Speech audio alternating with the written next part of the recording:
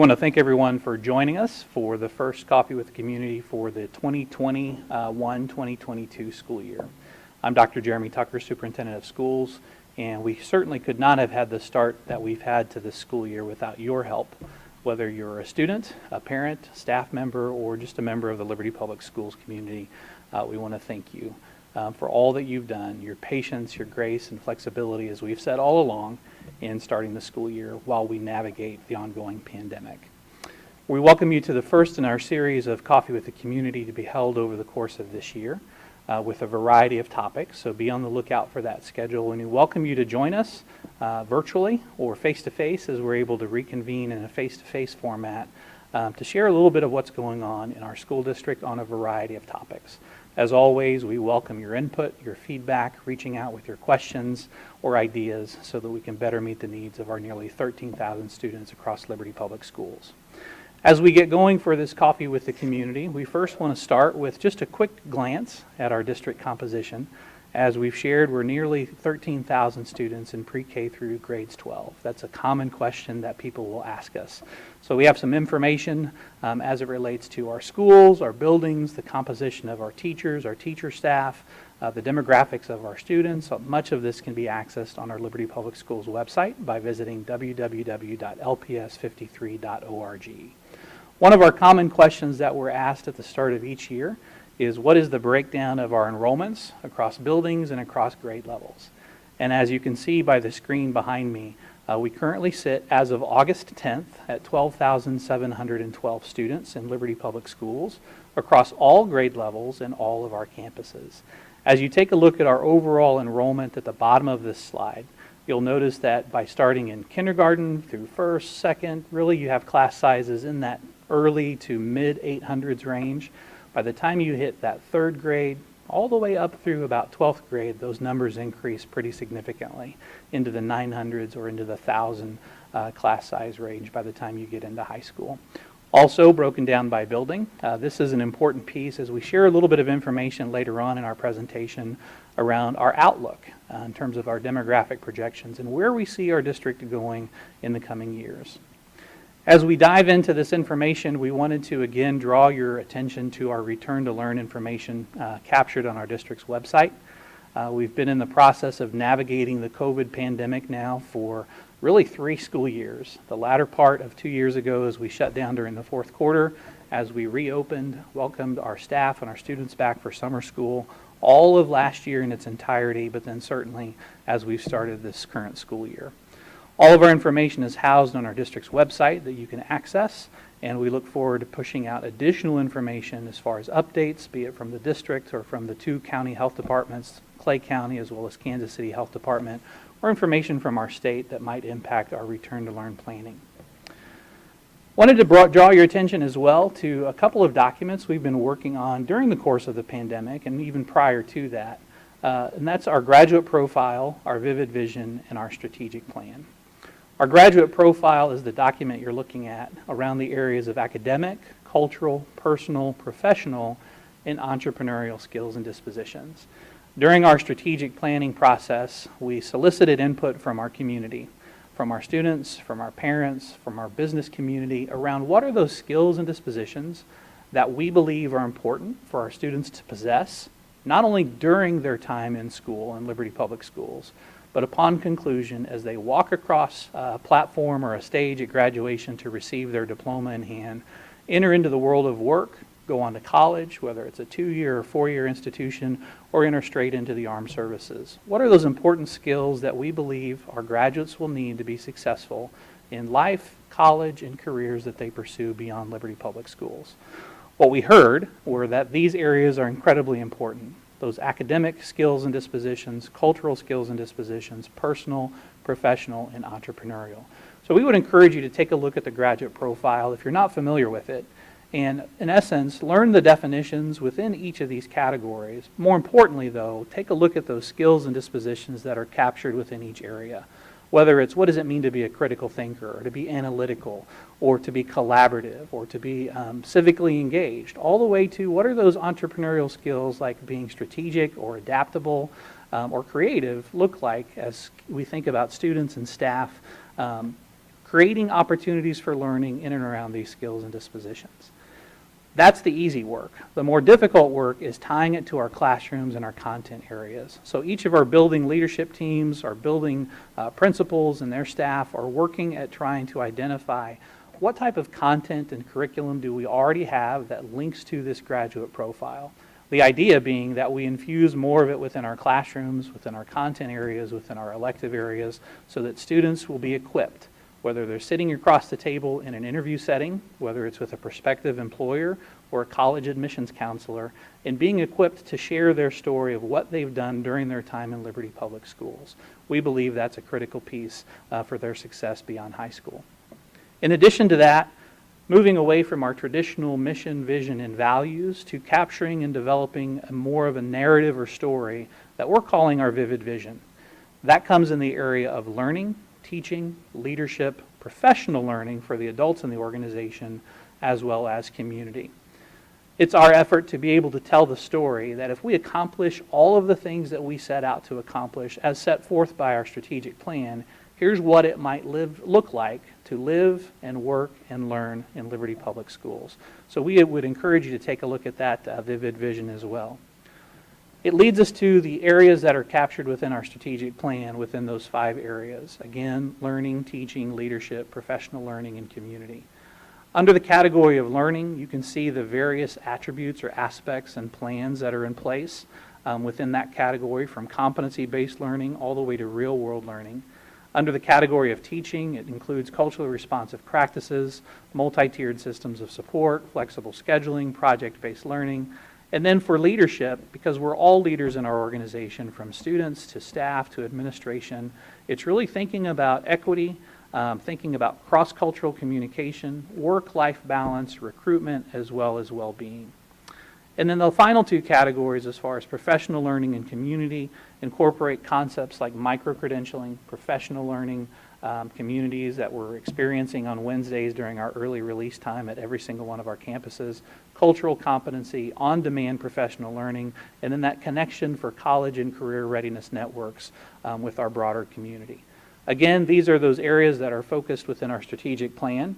It's our intent as we move forward, rather than having a static or a fixed strategic plan that sits on a shelf for 5 to 10 years, we will really look to be able to revisit that annually, make some adjustments, modifications, and then approve that updated strategic plan. So we look forward to doing that in and around October, November, with the help of our Board of Education.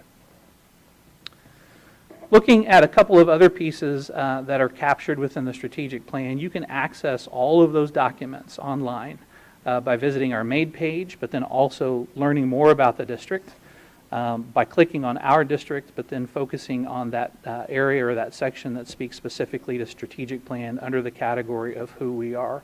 So we would encourage you to visit these 3 documents to learn more about the work going on within our district, but then also about how it ties into every single one of our classrooms.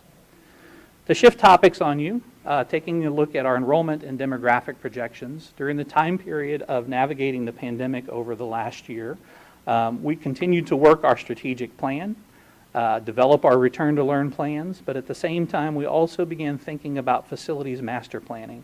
We do that every 2 to 3 years in terms of identifying what our demographic projections might look like, but then also identifying what some of our facility needs may look like as we look to the future. So looking further at our demographic projections by grade level, K2, 3 through 5, 6 through 8, and 9 through 12, you can tell by going all the way back to the year 2000 and 2001 that we've been on a steady incline over the course of those early years in the 2000s, all the way up until about 2012, 2013, where all of our grade levels were increasing quite a bit in their enrollment. By the time you get to about 2013, you start seeing some leveling off, depending on which grade level that you're looking at. So currently, based on our most recent demographic projections that were conducted last spring, what we see happening over the course of the next several years is continued growth within our 6 through 8, as well as our 9 through 12, with some leveling off of our early elementary and upper elementary grades, pre-K2, then also 3rd through 5th grade. And so as we watch that bubble of classes, close to about 1,000 students kind of walking their way through that middle level and that high school level, What we really have our eyes set on is how will that impact our high schools and middle schools, but then at the same time, what do we see or what do we anticipate with those pre-K and kindergarten enrollments and those classes that are coming up behind. A couple things to draw your attention to as it relates to how we conduct our demographic study. Our district is divided into several areas or categories, regions across our footprint. There's roughly 75 or so of those areas across our system, of which we can really pinpoint the households and the student yield from those specific areas. And as you can see, there's a high concentration on that screen shot on the right side of students that are on the western part of our school district. Albeit our footprint is pretty large, you can see that concentration of residents residing both within the city of Liberty, but then also further to the west within the city of Kansas City and those city limits. That's going to be an important piece as we drill down further to take a look at where we are as far as the overall concentration of students per square mile. You can see by the hot red areas that more of that is situated on the Kansas City side as compared to the Liberty side. But then as you get out into areas that are somewhat unincorporated, you can see kind of that blue area where we're usually under 50 per square mile as it relates to that space. There are some areas that have no shading, which we currently do not have students, but there might be some areas that are under development that we can see just north of the school district in and around I-35 as we go a little bit further north that we know of residential developments, as well as areas east of I-35 and south toward Liberty Parkway. And so we'll continue to monitor that as we look forward. In working with our demographic projections, our demographer is looking out a few years and what that might do for us as it relates to continued growth within our school district. So beyond the 2021-2022 school year, you can see a lot of leveling off. And one of the things that our demographers have told us over the years is that they're really only as comfortable as looking out really 3 years, and that so much can change within the next 3, maybe as long as 5 years. Anything beyond that, there are a lot of factors that can change. That's why we're in the habit or the process of every 3 years revisiting our demographic projections. But we see that that might position us to have a focus on our secondary and our middle level and our high schools at the secondary level, and then really not as much of a concern at the K2 and 3-5 level, albeit we know that some districts are some district schools are at capacity, and we may need some focus on really a tailored approach as far as those district building level needs. I do want to pause and thank our community for their support in a passage of 2018 no tax levy bond issue. We are in the process of finalizing a few of those projects this last summer, most notably at Liberty High School, as the 800 wing was completed and renovated, as well as the Liberty Performing Arts space at Liberty High School, the Performing Arts Center. If you've not had the opportunity to visit either of those spaces, we welcome you in to be able to check out these state-of-the-art opportunities for our students at Liberty High School. And so you have some views, some images of the completed space at the Performing Arts Center. In addition to that, you have some changes to the entrance of Liberty High School, as well as the 800 wing that are captured within a couple of these images. With all of that said, I wanted to shift and share some information on where we stand with our facility master planning process. As mentioned, we appreciate the support of our community back in 2018. That carried us forward in completing projects associated with that nearly $50 million bond issue, that no tax levy increase issue. And as soon as that's completed, we go back to the drawing board, look at our demographic projections, where that might position us, but then restart that process of developing our facilities master plan.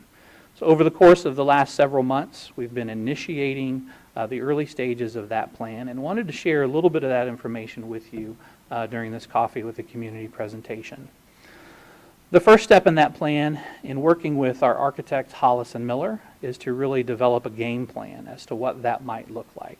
The second portion of that is to be able to go through a process of collecting data really related to that demographic projection, as well as the facility conditions that we face within Liberty Public Schools across every single one of our campuses and spaces. That third step is developing planning criteria. The fourth is to be able to explore a variety of options that our Board of Education may opt to consider. And then that fifth step is to be able to adopt the very best plan. whether it's bringing something forward for our community's consideration through a no tax levy bond issue, whether it's identifying projects that might sit within our capital projects planning from year to year. Those are really the scenarios in which we look to finalize a plan, chart a course of action, and then decide whether or not that's something that we need to bring together forward for our community's consideration. So the first step is really developing our game plan, and that involves a variety of stakeholder engagement, starting with our facility visioning team, developing community leadership team, and how they may inform the work that's happening around facilities master planning, looking at our buildings specifically by pulling in teachers and support staff, our maintenance, nutrition services, technology staff for their insight and their consideration, but then also looking at specific groups like our parent-teacher association, building level councils, booster clubs, who might be able to inform this process as far as soliciting input from a variety of stakeholder groups. As we move from step 1 to step 2 then, it involves a variety of data collection, of which we work at every single campus, working with leadership, working with principals, to be able to identify a building's capacity, for example, walking through and doing facility assessments in terms of how the facility meets the academic and instructional needs of that particular grade level of those types of students, whether they're gifted or special needs or English language learners, but then also as we think about site acquisition and what we might need as we think about growth within our school setting in terms of site acquisition and a level of evaluation to be done in and around that area. To add to that, step 2 also involves a lot of conversation around curriculum and instruction. What are the types of experiences that we want our learners to experience in our classrooms, whether it's at the elementary level, at the middle level, or at the high school level? In and around topics like project-based learning, collaboration, co-teaching approaches, experimentation, special needs students and service to their needs, mentoring opportunities, real-world learning, you name it. So we've had the opportunity to sit down with our consultants from Hollis and Miller and envision the type of learning and instructional experiences that we want for our students that then inform how we design schools. There's an old adage that form follows function, and we certainly want to focus on the function of our schools on behalf of all of our students, and then identify how we go about designing and constructing classrooms and learning spaces to meet their needs. The third step is through developing planning criteria. And many of you have walked through that process with us before through a variety of engagement opportunities. We look forward to having many opportunities to solicit your feedback, whether it's through formal surveys or focus groups or World Cafe events where we gather together in a charrette process to identify what are those areas that are important to you in designing and planning for our facilities master plans of the future. And so topics that have come up in the past would include topics like safety and security, real-world learning, as we've talked about in the past, operational safety and sustainability and efficiency, retaining our students and staff as far as high-quality staff to meet the needs of our students, community dynamics and how we create a prideful setting as far as community pride, leveraging virtual learning opportunities, which we've certainly been pushed into over the course of the pandemic, but then also site logistics as it relates to more of the operational needs within every single one of our campuses and departments. That fourth category then, once we've established planning criteria, is to be able to identify, okay, if our demographic projections play out the way that they should, that we anticipate them playing out, we have this planning criteria that then encompasses that, then we probably need to identify our feeder patterns through a feeder diagram structure in support of our educational programming across our system. Many of you have seen the train track image to the side in previous conversations, but that gives us some guideposts. If and when we get to this size of a student population, we need to be thinking about this at the secondary level, or this at the elementary level, or how it might impact early childhood education. And so we look to revisit these documents and these plans that we've put in place previously to assess, are we still on the right track, or is there perhaps a different approach that we might want to consider depending upon how our community is growing and shifting and changing over the course of the coming years. The last area, once all of that work has been accomplished, then we want to bring it all together to adopt the best possible plan. in terms of a comprehensive roadmap that truly represents both the educational vision that we have for our school system, but then also in meeting the community growth that's anticipated through our demographic projections. By bringing that all together, laying it in front of our Board of Education, reviewing that information with them along the way, we're able to make a more informed recommendation as to what future plans might look like for Liberty Public Schools. Again, whether that's work that might find its way into our annual capital planning processes, or whether it's a proposed no tax levy bond issue that we might end up bringing forward for our community for their consideration. Designing new classrooms, renovating existing spaces, add-ons, additions, all the way to adding an entirely new campus. Those are areas that we're beginning the process of having conversations and exploring, and look forward to providing additional information along the way to our faculty, staff, students, parents, and our entire community. Another topic that we wanted to address during this Coffee with the Community is an area that our entire region is really focusing upon, and that's the area of real-world learning. You might have heard this phrase before and wondered exactly what it is, and so we wanted to begin by providing you a definition of what is real-world learning and why does it actually matter.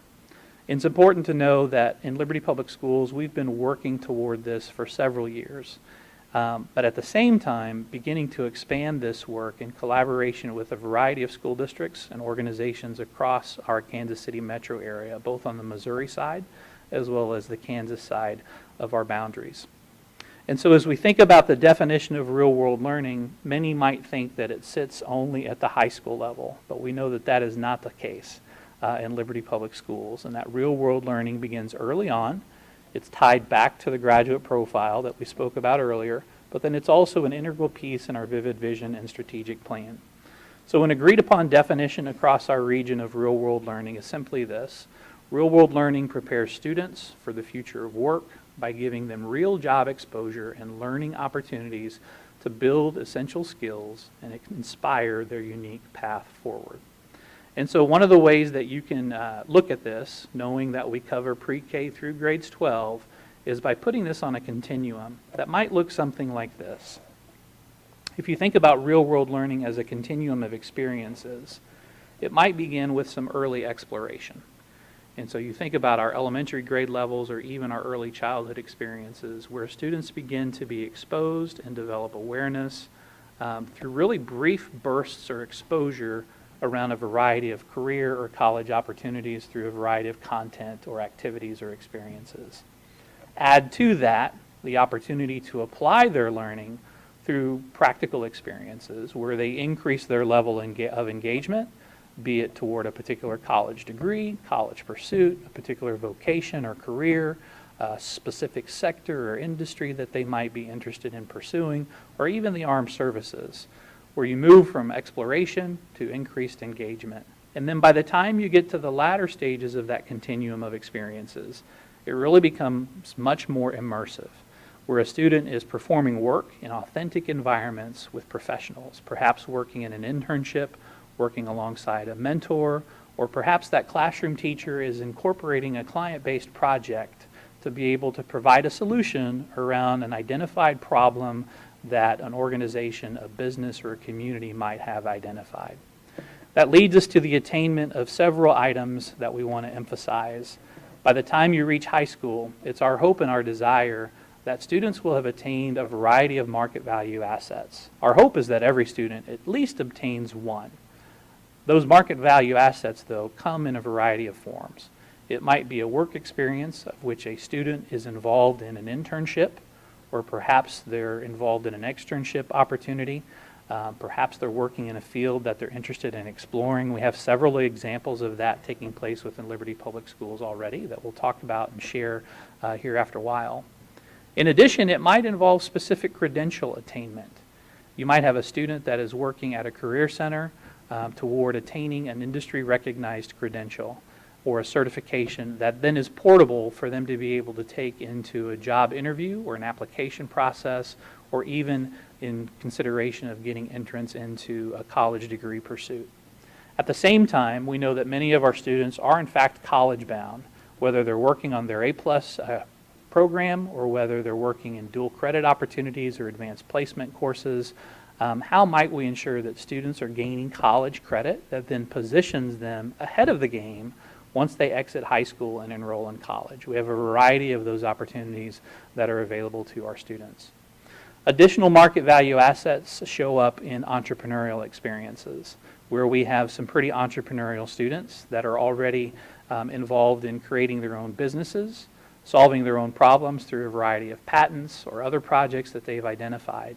And so our thought is that as we come together and work on real-world learning and the attainment of market value assets across the region, that our students graduate with not only their diploma in hand, but a +1 experience that then bridges to whatever might lie beyond high school. So they've done the requisite work that's required for graduation from high school in the state of Missouri, but at the same time, they've obtained at least one market value asset that really connects them to what they aspire to do beyond high school. Whether it's, again, entering the world of work directly, going on to pursue a college degree in a 2-year or 4-year institution, or perhaps entering into the armed services. We want to ensure that our students are connected in some form or fashion while they're in school in Liberty Public Schools in an experience that then leads them to whatever is next. This is reinforced regionally in our collaboration across the Missouri and the Kansas side of our metro area. You might have seen this graphic, which is a representation of a portrait of a graduate for Kansas City High School area students. Again, leaning into work experiences, educational opportunities that then set students up for success in life through real-world experiences. There are a lot of similarities between our regional portrait of a graduate as well as the Liberty Public Schools graduate profile, and so we feel like there's a lot of connectivity in the work that we're doing across our area. With the help of the Kauffman Foundation and others, in collaboration with other districts, you can see there are a variety of pathways that a student can pursue, whether it's directly into college experiences or into the world of work. There's some statistics as to how high school students matriculate beyond high school. 51% of high school graduates enroll in college in the state of Missouri, and then 45% go on to complete at least 1 year of college in the state of Missouri. And you can see the companion information from the state of Kansas.